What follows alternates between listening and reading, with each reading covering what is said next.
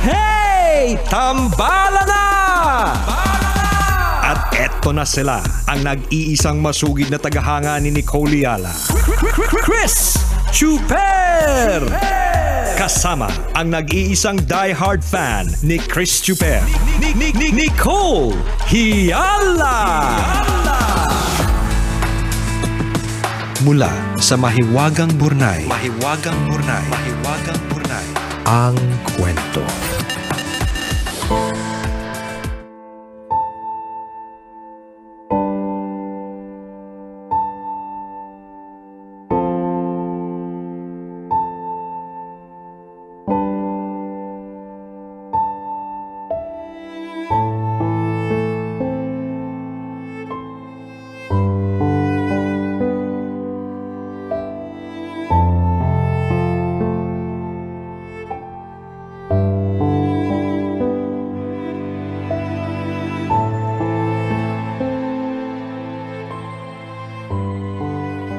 Nicole and Chris.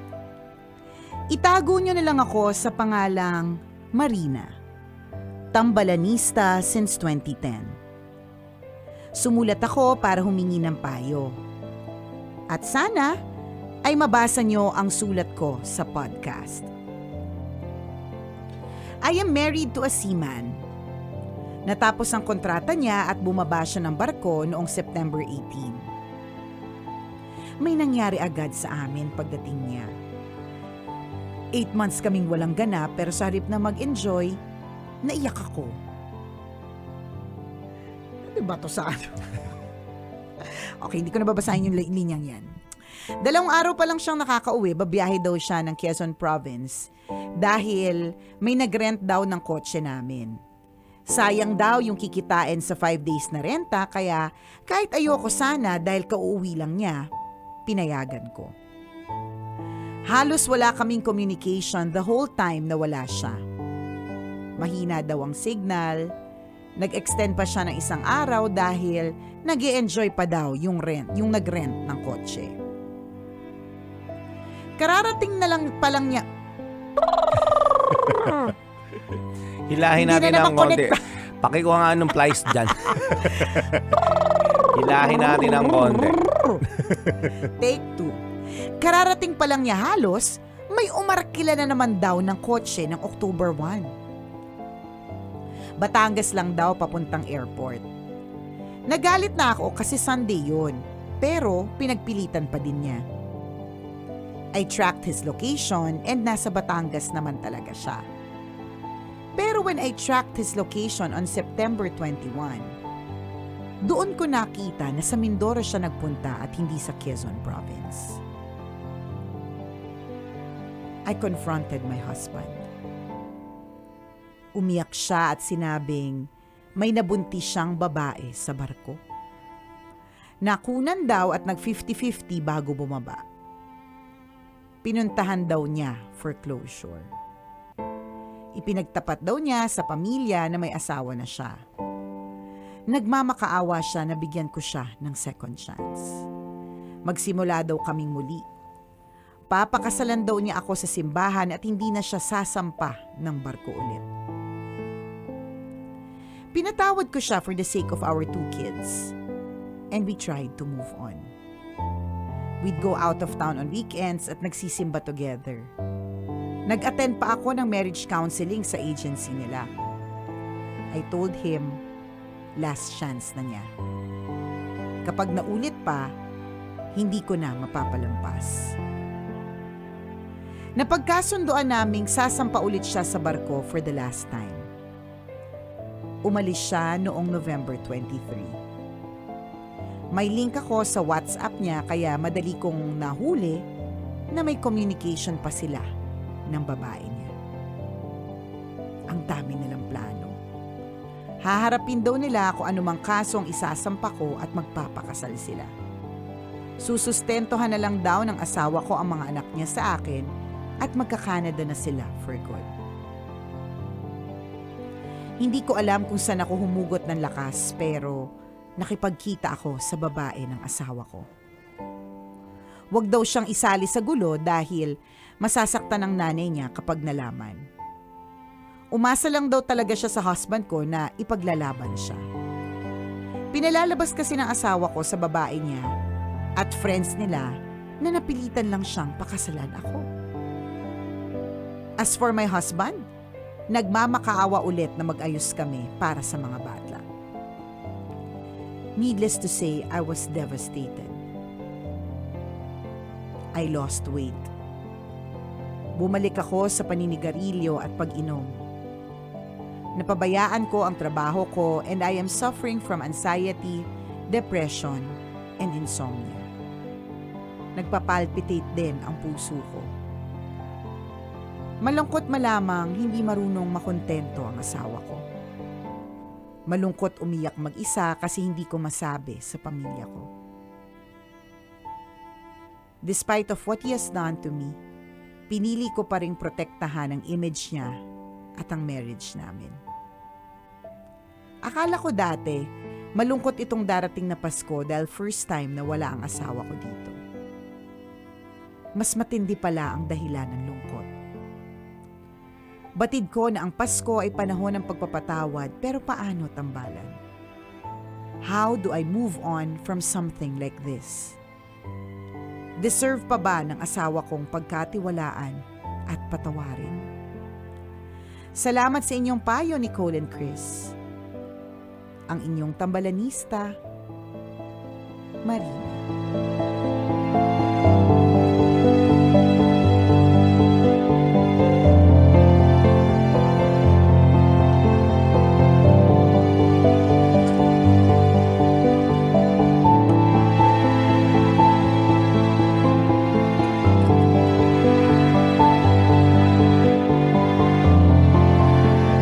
Hi Marina! Na may asawang kumakayod marino sa iba. Ang bigat naman ng ang bigat ng mga tanong mo sa amin. Kanina gumising akong refresh. Kanina sabi ko, refreshing ang araw na ito. Pero anong oras na ngayon, di ba? Maaga pa lang, conjuring na ang feeling ko. Pero syempre, partner, Pabilasan na kaagad, aga-aga pa. Totoo, bulok na agad yung feeling ko ngayon. Pero kami ni partner, that's our feeling kasi narinig namin yung kwento. What more, how you are feeling right now. Talagang napakabigat. Yung tanong mo tungkol sa Christmas is a season of forgiveness pero paano magpatawad? Well, tao lang tayo. Hindi kita i-force. Dahil yung mga ganyang klase mga bagay, hindi naman talaga madaling patawanin. It takes years. Kasi nga, 'di ba, only time will heal all those wounds. At hindi ko naman kagad masasabi, hindi, Pasko ngayon. Gawin mo, Marina. Magpatawad ka. Ngayon ang season of forgiveness. Ideally, yes. Pero sa sitwasyon mo, hindi ideal. 'Di ba? Nakakagalit eh. Parang feeling ko ngayon, partner, parang gusto kong hampasin yung asawa niya ng barko. Wow, malakas. Avenger din. Oo, Avenger. Wonder Woman tayo. Kaya kong buhati ng barko at ihampas dyan sa asawa mo. Okay, Ganun siya kalakas. hindi na lang pala yung barko, partner. Yung angkla na lang. Medyo kaya yun, di ba? Tasabit ko siya doon. Medyo. Kaya. Medyo Sa pagkakakilala ko sa'yo, Oo. kayang-kaya. Sa Kayang-kaya mong paniwalaan yung sarili mo na kaya. Na kaya mo bahatin yung angkla ng barko. Sa pagkakilala ko si Nicole, matulog ka pa. Mukhang kulang pa. Hindi, parang alam mo yun, parang gusto mong gumante, gusto mong sigawan, gusto mong lahat. Tapos naiirita ako dun sa babae na parang wag mo akong idamay dyan kasi baka magalit yung nanay ko. Talaga ba? May jowa kang may asawa tapos natakot ka sa nanay mo? Hindi ka natakot sa karma, hindi ka natakot manakit ng kapwa at sa nanay mo natakot ka. Yun totoo. Iba rin Hindi ka natakot sa Diyos. Iba din. May something din si ate. Wait lang, partner. Ayoko na lang pala dun sa mister yung barko. Oo. Doon na lang dun sa kabet. Pwede nating hatiin. Ay, di ganito na lang, partner. Isabit na lang natin dito sa Facebook Live para makilala nila. Feeling ko mas kaya natin yun. Nakakairita, alam mo yun? Nabubuisit ako sa totoo. Sorry na, Marina, hindi nakakatulong yung feelings ko dyan sa puso mong naghihinagpis at malungkot na malungkot. Pero, kaya ako na wala nga sa sitwasyon, Gina G, what more ikaw? Kaya una, gets namin kung bakit hindi mo kaagad mapatawad. In fairness nga to you, gusto mo pa rin protektahan yung image and marriage. Kumbaga, hindi ka nagsasalita. Pero this is also the perfect time to ask help from your friends. Hindi mo pwedeng suluhin yung ganyang kabigat na problema. Ngayon, kung gusto mong talaga makatulong kami, picture reveal. No. Reveal namin dito sa podcast. Tsaka sa Facebook Live, YouTube, Mapahamak lahat na yung mapapahamak, Correct. no? Pahiyaan Mapahiya na. na yung mapapahiya. Pahiyaan ako, pahiyaan. Charot, diba? Hindi madali yung pagpapatawad. So, we would understand na hindi ganon. So, yung tanong mo kung mapapatawad ba, kailan, hindi namin masagot yan eh. Wala makapagsasabi wala nun makakapagsabi. kung kailan at Oo, anong eh. araw, anong pagkakataon na saan mangyayari Correct. ito. Walang sino man ang pwede makapagsabi nun. Tama. Time will tell. Yes. Diba? Alam niyo itong programa ng Tambalan, yes, nagbibigay po kami ng payo, but more so, ang Tambalan will give you reflection. Ay, ang lakas Oh. makapastor. Ayusin mo, ha? Ayusin mo, bawiin mo yung Diba? pagkampas ko ng barko. Bawiin mo! Kasi Pumastor diba, ka, dali! tinutulungan Oo. namin ang mga letter sender namin Yan, na to reflect magnilay-nilay. on their situation, on their current experiences. Yes. Nagbibigay kami ng advice. Minsan hindi konkreto, minsan hindi practical, pero we give you reflection. Correct. And since reflection yung pwede namin ibigay sa'yo at the moment, kasi wala pa kami maisip na saktong gagawin mo maliban Meron sa naman na, hampasin paghampas ng na. barko. Tsaka hindi naman ikaw ang Diba? gagawa, Marina. Ako naman, Oh, di ba? Yun na. Inako na ni partner ang responsibility. Inako ko na. So you are safe. Yes. Oo. Kumbaga, kung magkakaturuan man, di ba? Oo. Sa akin na yun, di ba? So, pero, Ligtas ka doon, Oo, ha? ligtas ka. Oo. You are safe for now, Marina. Yan. So, ang bibigay natin dahil hindi nga tayo makapagbigay ng talagang sound advice or maayos na advice kasi mahirap malaman, no, Correct. kumbaga proseso yung gagawin mo Yes. dito. So ang pwede naming gawin sa ngayon ay reflection. Reflection. Paghimay-himayin ang mga Yes. pangyayari. And later on, in the middle of the process, doon ka makapag-decide kung ano yung Yan. tama mong gagawin. Okay. Try nating himay-himayin, no, yung mga nararamdaman mo ngayon. 'Di ba hindi maganda at ilang buwan na to, ilang years na tong pinagdadaanan mo. Yeah. Na parang hindi mo ma-resolve. 'Di ba? Anong worth it pa ba yung ganitong klase ng relasyon? Deserve mo pa ba yung ganitong klase ng Ako tao? nasasagot, hindi. No. O, sino ikaw ulit ang umako ng Ako desisyon? na, akuin Diba? ko na. Baka sabihin, ikaw yung may Diba? ugali. Oo, Kasi, diba? kasi ikaw yung nagsabing hindi na deserve, Oo. don't deserve second chances. Baka sabihin, ikaw yung may ugali. O, ako na yung may ugali. Ako na. Diba? Akuin ko na. Ang answer sa mga tanong ni partner sa pag-reflect ay hindi. Oh, 'di ba? Although alam namin sa sarili namin na leading din yung tanong namin to saying no. 'Di ba? At saka, in all fairness, hindi naman kami talagang sasagot. Ikaw Correct, naman ikaw din pa rin naman talaga. na makakasagot kasi marami kaming detalye na hindi alam in between. true. 'Di ba? Ang nakwento mo lang sa amin ay lahat ng hinagpis mo. Wala ba talagang masaya na magkasama kayo? Wala ba yung factor na nagsusustento siya? 'Di ba na-highlight dito yung mali ng tao? Di Pero ba? sobra naman kasing mali. Hindi pa rin. Sobra So kasing na mali ikaw eh. makakapag-decide talaga noon. Siya ba? Akala ko ako partner. Si Marina Pala pala. decision talaga. Pala decision lang tayo for today. Si Marina pala. Sorry na. Diba? Oo. Tsaka depende yun kung paano mo tinatansya yung pag-value ng relationship ninyo.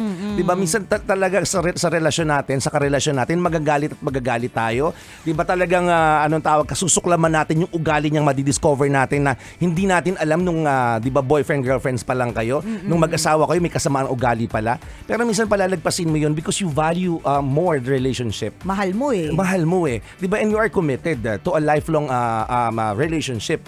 So, try mong himay-himayin. Sa amin ko konti lang kasi alam namin. Kasi dun sa kung magbabase lang kami dun Dito sa sinabi letter mo, mong ito, talagang leading to saying no Correct. lahat ng pwede naming sabihin. Leading to, ang tanga-tanga mo naman pag binigyan mo pa ng isa pang chance yan. Di ba? Oo. Yun talaga yun eh. Correct ka. So marami kang pwedeng isaalang-alang dito. Pero siguro biglang pumasok lang sa isip namin ngayon mga practical na pwede mong gawin at the moment.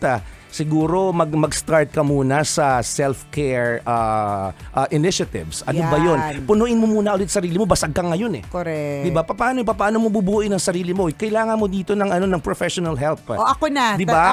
Ako na magdedesisyon para sa kanya. Una, kailangan mo muna ng professional help. Sabi mo, di ba? Professional stylist. Okay? Pa-Brazilian blowout ka muna. Di ba? Kailangan mo yan. Kailangan. Kailangan ma-pamper yung sarili Oo, mo. diba? Kung yan yung isang paraan para, Correct. di ba, makalimutan muna ang problema, umpisahan mo na. Sa outside muna. Kasi partner, ang sa akin practical. Kasi kung ang hirap gamutin muna nung inside talagang it will take time, it will take years, a lot of reflection, matinding pagdadasal at pagsisimba at ang ganun. Pero madali lang yung pumunta sa salon. Tapos magpa-rebound. Yung pinaka-doable ngayon na pwede mo gawin. Kasi gets ko yung sinasabi kagad ni partner punuin mo muna yung sarili mo kasi na nawala. Huwag mo nga hayaing araw-araw na babasag ka. Huwag mo hayaan na para kang kandilang nauupos araw-araw. So in this case, kailangan mong bawiin muna yung na dapat na sa sayo. Yung natanggal. Which is your confidence, 'di ba? Which is your self-care. Kailangan i-prioritize mo lahat 'yan. Your peace of mind. Yan. Nakakatulog ka ba ng maayos dito? Nakakakain ka pa ba ng tama? Nakakausap ka pa ba ng tama? Lahat ng sagot sa tanong mo, partner, hindi na kasi 'di ba, bumalik sa bisyo. 'Di ba? Tapos may anxiety. Maganda, ibalik mo lahat yung dapat na sa sarili mo muna. Love yourself first. Ito muna. Sa sarili muna. Basta punta ka sa salon mamaya. Maganda yun. Yun una, first step. Baby steps naman Hindi namang, actually, yung first step nga na pwedeng gawin is yung bumangon ka today. Tapos mag-isip ng ibang gagawin. Which na is malilibang ka. Na malilibang ka. Yan nga. Mahanapan mo pa ng kasiyahan ng araw na ito. Baby step lang. Di naman namin kaagad sinasabi na kalimutan mo na yan. Ang sasama ng ugali nila, deserve nila pumunta sa impyerno. Oo naman. Pala desisyon ulit. Oo naman. Pinangunahan si Satanas. Nanguna. Deserve mo makasama pumunta sa kanila. Sama ka na. Dali na. Huwag mo nang patagalin pa. Hihintay ka na nga nila. Diba? Gets naman natin, pero gets diba? natin nga yung halo-halong nararamdaman mong matitinding mga emosyon, diba? Yes. Pero ang pinaka-importante, you take those baby steps. Yes, And baby agreed. steps would include, yan nga, yung at least babangon ka today. Kakain ka pa ng tama. Correct ka. Umpisa mo sa hindi ka, maghihilamos ka, tututbrush ka muna, yung mga ganyan. Start loving yourself again. Yes. Importante yun. Kasi sabi nga sa kanta, loving yourself is the greatest love of all. O, Yan. diba? Kaya mo yan. Pag-usapan pa natin ito more on our podcast.